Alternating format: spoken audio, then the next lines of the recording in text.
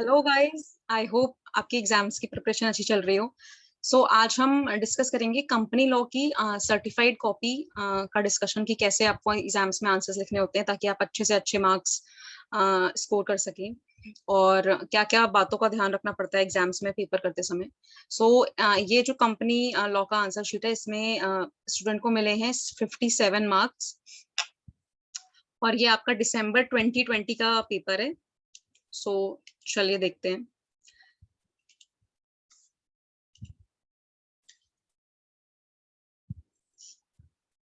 सबसे पहले इन्होंने अटेम्प्ट किया है क्वेश्चन नंबर 2। तो आप किसी भी सीक्वेंस में अटेम्प्ट कर सकते हैं। जैसे कुछ क्वेश्चंस कुछ बच्चे पूछते हैं कि क्या हमें क्वेश्चन 1 से ही सीधे अटेम्प्ट करने होते सारे क्वेश्चंस। नहीं, ऐसा नहीं है। आप वो क्वेश्चन अटेम्प्ट कर सकते हैं जो आपको सबसे पहले अच्छा आता है, प्रोवाइडेड कि आप जो क्वेश्चन अटेम्प्ट कर रहे हैं उसके सारे पार्ट्स आप एक ही जगह करें।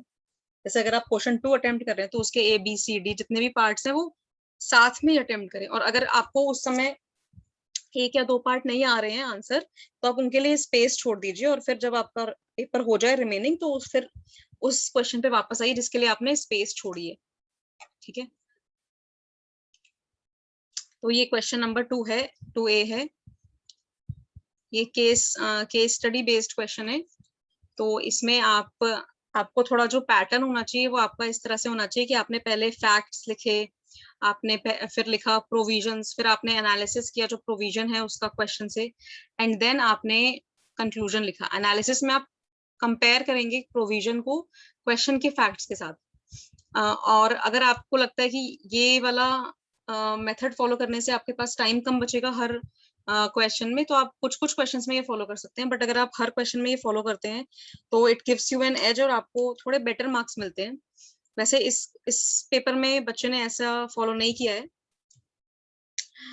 या फिर आप ये कर सकते हैं कि हेडिंग्स नहीं डालें बट सारे जो फैक्ट्स एनालिसिस और प्रोविजन है वो सब लिखें। बट हेडिंग्स डालने से एकदम सीधा एग्जामिनर की नजर में जाता है कि आप क्या कहना चाह रहे हैं। और साथ के साथ अंडरलाइन भी करें जो जो कीवर्ड्स हैं या जो प्रोविजंस हैं। आप शुरुआत ऐसे कर सकते हैं, according to the applicable provision of companies act. इन्हें हो सकता है सेक्शन नंबर नहीं याद हो, तो इन्होंने स्टार्ट किया according to the applicable provisions of companies act. अगर आपको सेक्शन नंबर एग्जैक्टली याद है तो आप लिखेंगे as per this section of the companies act, section number mention करके। और अगर आपको नहीं याद आ रहे हैं तो आप as per the relevant provision of companies act या as per the applicable provision of companies act इस तरह से भी आंसर को प्रेजेंट कर सकते हैं। ठीक है,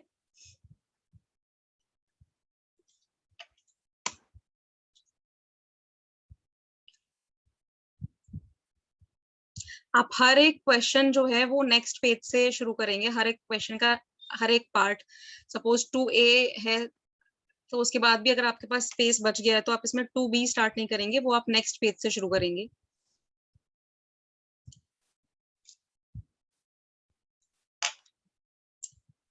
और आपको हर पेपर में राइट में आपको मार्जिन भी ड्रॉ करना है। मार्जिन ड्रॉ करने से आपका पेपर सिमेट्रिकल लगता है इधर से भी, क्योंकि आपका लेफ्ट में ऑलरेडी मार्जिन दिया हुआ आता है और राइट में भी मार्जिन ड्रॉ करने से आपका पूरा पेपर जो है वो सिमेट्रिकल हो जाता है। आपकी कंपनी लॉ में जितने क्वेश्चंस आएंगे ना वो सारे केस स्टडी बेस्ड ही आएंगे, क्योंकि आपका कंपनी लॉ मेन पेपर है। तो आपको वो जो जज करना चाहता है वो आपको जज करना चाहता है, आपको कोई सिचुएशन देखिए आप फिर उसमें कैसे आंसर को लिखते हैं या क्या आप उसमें प्रेजेंट कर पाते हैं। तो इसलिए आई वुड सजेस्ट कि आप हर क्वेश्चन में फॉलो करें केस स्टडी बेस्ड वाला फॉर्मेट, कि आपने सबसे पहले लिखा फैक्ट्स ऑफ द क्वेश्चन, फिर आपने लिखा प्रोविजंस, जो प्रोविजंस इस क्वेश्चन पे एप्लीकेबल हैं, फिर आपने एनालिसिस में प्रोविजन को कंपेयर किया जो फैक्ट्स गिवन है उससे कितना सिमिलर है या डिफरेंट है, एंड देन आपने कंक्लूड करके एक लाइन में आपने आंसर लिख दिया। फैक्ट्स आप 2 या 3 लाइन में लिख सकते हैं। प्रोविजन और एनालिसिस तो डिपेंड करता है कि कितने पोर्शन में आएगा। और कंक्लूजन भी आपका 2 या 3 लाइन का होना चाहिए।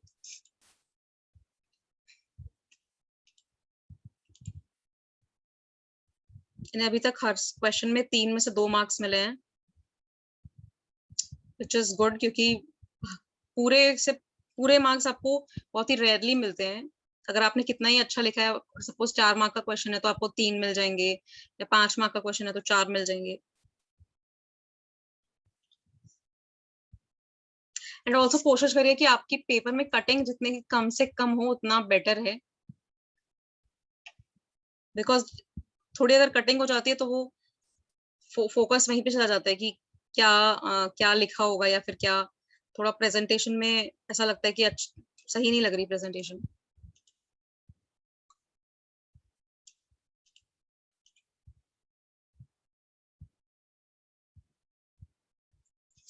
थ्री ए का आंसर इन्होंने ब्लैंक छोड़ दिया है, मे बी ये सोच रहे होंगे कि बाद में इन्हें अटेम्प्ट करना है बट रह गया होगा या फिर नहीं आता होगा, तो इसमें इन्हें ब्लैंक मिला है।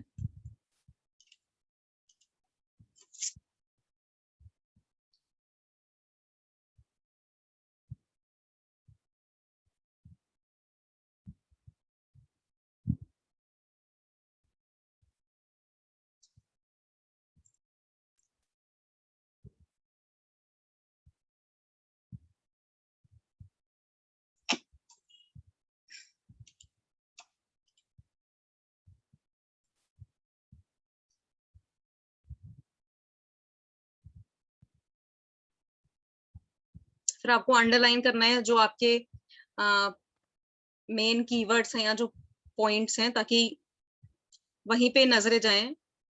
जैसे इस क्वेश्चन में था कि 10 इयर्स तक उन्होंने क्लेम नहीं किया डिविडेंड, 3 का बी पार्ट, तो क्या वो कर सकते हैं, और इसकी टाइम लिमिट 7 इयर्स ही है, तो इसमें इन्होंने अंडरलाइन किया कि 10 इयर्स तक नहीं किया है तो वो उसका टाइम लिमिट जो है वो 10 ईयर वो एक्सीड कर चुका है 7 ईयर से, तो वो नहीं कर सकते।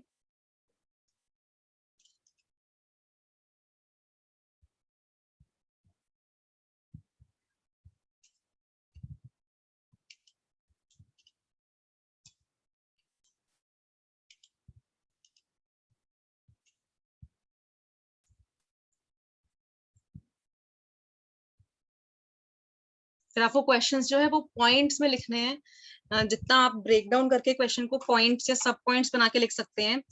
पैराग्राफ में लिखना अवॉइड कीजिए as much as possible.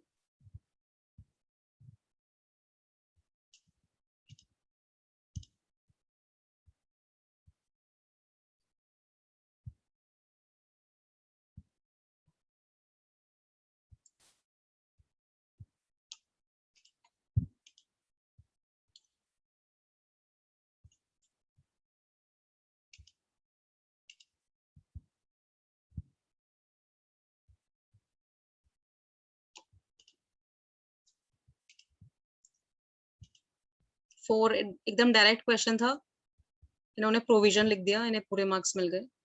Direct question में चांसेस होते हैं कि ज्यादा मार्क्स मिल जाए अगर आप पूरा क्वेश्चन जो है वो अच्छे से, पूरा आंसर जो है अच्छे से आपने अटेम्प्ट कर दिया तो।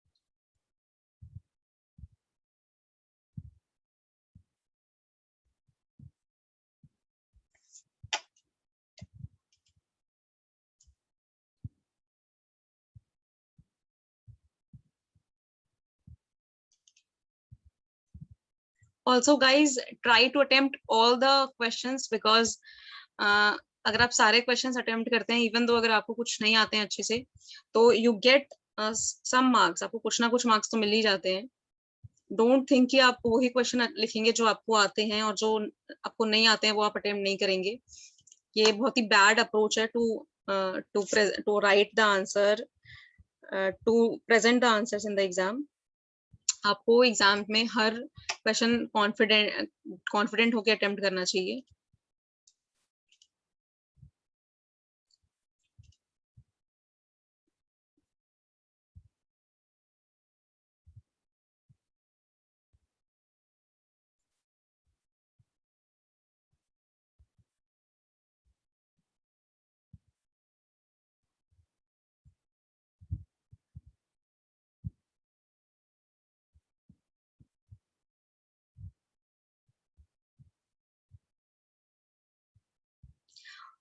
ऑल्सो जो आप एग्जाम में लिखते हैं कि आंसर टू क्वेश्चन नंबर 5 या 4A 4B जो भी, इसको या तो जो स्पेस दी है उसी के सामने लिखिए या फिर आप बीच में लिखिए, क्योंकि कई बार क्या होता है अगर आप सप्लीमेंट शीट लेते हैं तो वो अगर एकदम लेफ्ट हैंड साइड है तो वो हाइड हो सकता है, और अगर हाइड हो गया तो वो कंटिन्यूएशन में पढ़ा जाएगा आपने जो पहले क्वेश्चन अटेम्प्ट किया है। आई होप आप समझ रहे हो जो मैं कन्वे करना चाह रही हूँ। तो उससे क्या होता है जब आप मिडल में लिखें कि answer to question number 5A 5B 5C या जो भी क्वेश्चन नंबर का आंसर है, तो उससे क्या होता है मिडल में तो वो दिखेगा ही हमेशा, बट लेफ्ट में बहुत बार क्या होता है अगर आपने सप्लीमेंट शीट ली है तो आप वो जो थ्रेड लगाएंगे या स्टेपल करेंगे उस वजह से वो लेफ्ट का जो है वो हाइड हो जाएगा, और अगर हाइड हो जाएगा तो चांसेस है कि आपका वो क्वेश्चन वो कंटिन्यूटी में रीड हो ना कि नए क्वेश्चन की तरह। तो इसलिए इट इज एडवाइजेबल कि आप सारे पेपर्स में सॉल्यूशन बीच में लिखें, जरूरी नहीं है कि आप लेफ्ट में जो उन्होंने स्पेस प्रोवाइड करी वहीं लिखें। सप्लीमेंट नहीं ले रहे हैं तो इसमें कोई फर्क नहीं पड़ेगा, बट अगर सप्लीमेंट ले रहे हैं तो फिर वो हाइड हो जाता है, राइट वाले पेजेस में हाइड हो जाता है, लेफ्ट वाले पेजेस में तो नहीं होगा, बट राइट वाले पेजेस में वो हाइड हो जाएगा।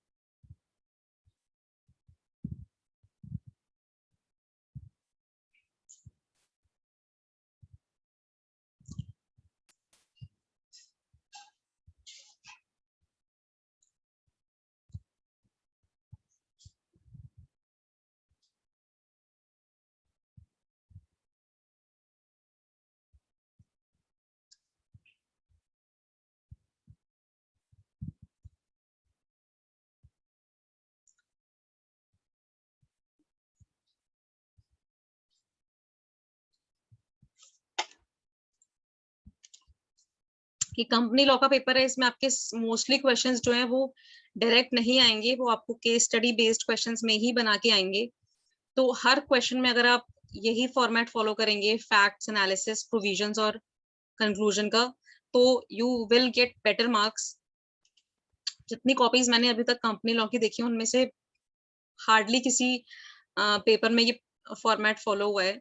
तो अगर आप ये फॉर्मेट फॉलो करते हैं तो आपके मार्क्स सडनली 5 to 10 मार्क्स बढ़ जाएंगे, because that gives a very presentable approach, और आपका पेपर बहुत ही प्रेजेंटेबल हो जाता है और डायरेक्टली आंसर दिखता है एग्जामिनर को कि अच्छा एनालिसिस क्या किया है और कंक्लूजन क्या लिखा है। So please try to write in that format.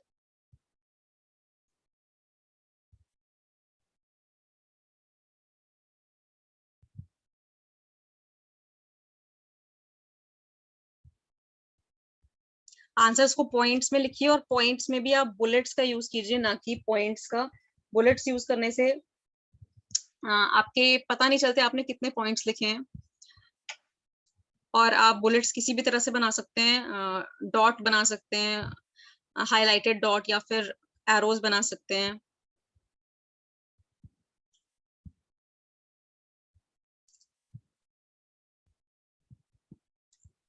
और ये जो प्रेजेंटेशन है ना, जैसे इसमें देखिए इन्होंने आंसर जो लिखा है वो कहीं मतलब सिमेट्रिकल वे नहीं आ रहा, तो इसीलिए मैंने जैसे स्टार्टिंग में कहा था कि अगर आप राइट में एक मार्जिन ड्रॉ करके लिखते हैं तो आप उसी मार्जिन के अंदर लिखिए, और तब अगर आपने ऐसे लिखा होता उस मार्जिन के अंदर तो it would give a good impression या गुड प्रेजेंटेशन। बट अभी इसमें क्या किया है इन्होंने, इन्होंने इसमें मार्जिन जैसे नहीं ड्रॉ किया है तो आंसर वैसे नहीं लग रहा कि सिमेट्रिकल लुक, और ऐसा लग रहा है कि कहीं भी उसका जो फ्लो है जा रहा है। तो जैसे ही आपको आंसर शीट मिलता है तो एक क्विकली लाइन मार्जिन ड्रॉ कर लीजिए राइट साइड में भी, और उसी मार्जिन के अंदर उसको लिखिए आप एक वो प्रेजेंटेशन देख सकते हैं। मैंने एक आंसर SBEC का पेपर मैंने हैंड रिटन खुद अपलोड किया है टेलीग्राम पे, और उसका वीडियो भी बनाया मैंने यूट्यूब में। आप वो देख सकते हैं कि आपको आंसर्स कैसे लिखने चाहिए उसमें, कैसे मार्जिन ड्रॉ करके, या फिर कैसे किसी किसी क्वेश्चन में आप चार्ट्स बना सकते हैं।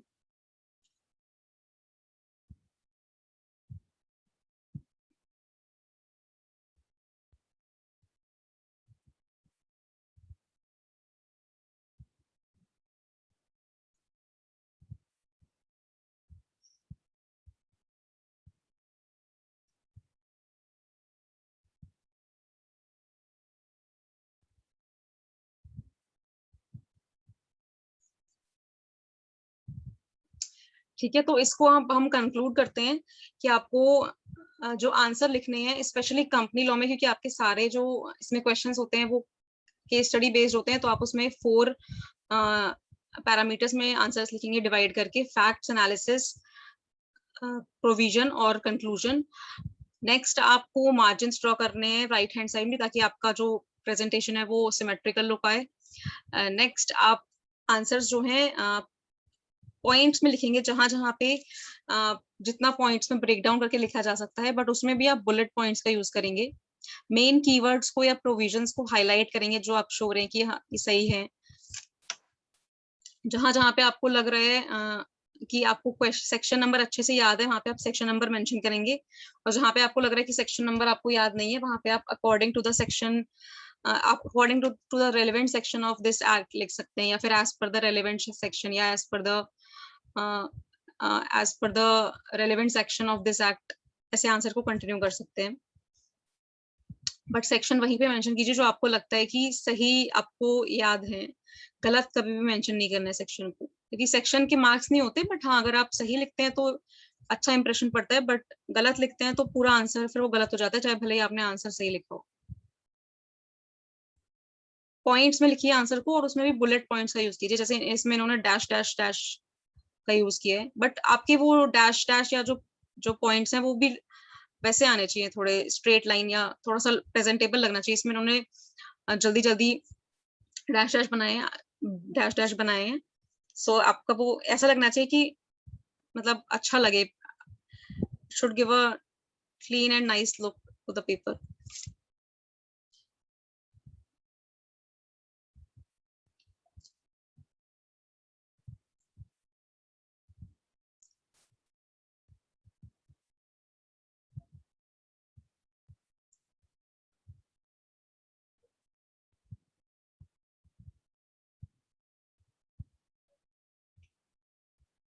सो that's all guys, I hope आपको इसमें हेल्प मिली हो, एंड आई होप कि आपकी प्रिपरेशन एग्जाम्स की अच्छी चल रही है और आप सबके एग्जाम्स अच्छे जाएं। All the very best to you all. और मैंने ऑलरेडी GIGL का भी सर्टिफाइड कॉपी का एनालिसिस डाल दिया है, SBEC का भी जल्दी आ जाएगा। So all the best for your exams. और SBEC के मैंने रिविजन लेक्चर्स भी डाले हैं, आप वो भी चेकआउट कर सकते हैं। उसके पार्ट B के नोट्स भी डाले हैं मैंने, आप वो भी देख सकते हैं। And with that I will see you in next video. So goodbye, take care, and also like the video and subscribe to the channel if you found the video helpful.